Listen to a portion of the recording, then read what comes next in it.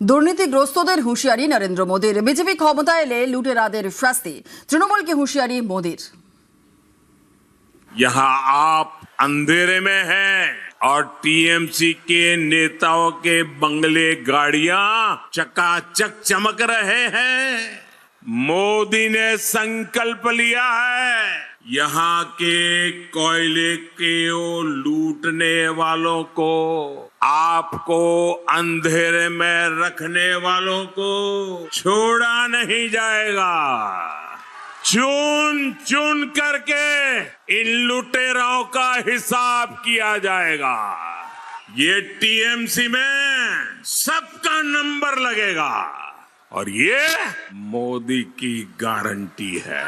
TMC का मंत्री हो या संतरी, जो भी लूट में शामिल है पूरा हिसाब होगा। গুজরাটের লোকেরা এসে বাংলাকে ধমকাচ্ছে। বাংলাকে সত্যি ভালোবাসলে বকেয়া প্রাপ্য টাকা দেন।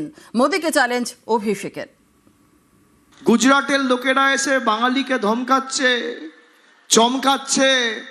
প্রধানমন্ত্রী আজকে এসে বলছে সবকে জেলে ঢুকিয়ে দেবো। আমি প্রধানমন্ত্রীকে বলবো আপনি শান্ত হন, মাথা ঠান্ডা রাখুন। আর বাংলাকে যদি সত্যিই ভালোবাসেন তাহলে বাংলার 2 লক্ষ কোটি টাকা যে বকেয়া পাওনা রয়েছে সেটা বাংলার মানুষের খাতায় পৌঁছে দিন। বাংলার মানুষের জীবনে ইতিবাচক পরিবর্তন আনতে হয় তাহলে ভোটের পর কেন মোদিজি? এখন তো কেন্দ্র সরকারে আপনি রয়েছেন।